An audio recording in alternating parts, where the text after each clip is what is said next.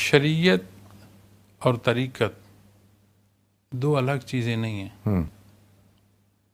فقہ جب آپ بات کرتے ہیں تو وہ فقہ شریعت کے جو حصے ظاہر سے ہیں جی، اور جب آپ اس ظاہر کے ساتھ باطنی حصوں کو تصدیق بالقلب میں لیں گے اسے طریقت کہیں گے. بالکل صحیح ہے. طریقت کا لفظی معنی جو ہے طریق راستہ سے ہے.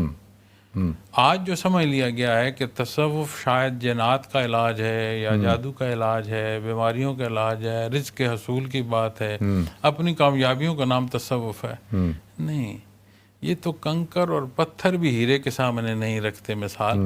جہاں اللہ کریم کی کیفیت، اس کی حضوری، اس کی معیت، اس کا قرب نصیب ہو رہا ہو، جہاں ہم جیسے خطا کاروں کے قلوب کو قلب اثر محمد رسول اللہ صلی اللہ علیہ وسلم سے تعلق استوار ہو رہا، یہ حیثیت کیا ہے جی دنیا کی.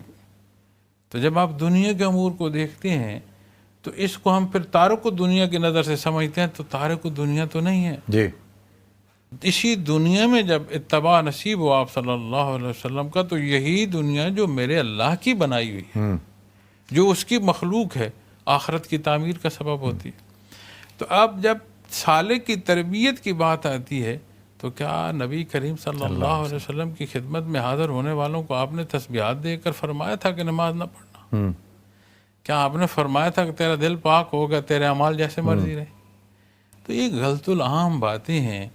جب ہم دین پر عمل نہیں کرنا چاہتے یا ہمارے اندر کوئی کمی بیشی ایسی ہے، اب رزق کی یقین مانے، حلال اور پاک، ہائیجینیکلی جتنا بھی صاف رہے، حلال نہ ہو، پاک نہ ہو، بالکل نہ خانے دل میں برائی کا بیج جا کر بوئے گا جو آپ کے عمل میں سامنے ظاہر آئے. اللہ اکبر، بالکل اس کا وہ ایمان پر اثر کرے گا.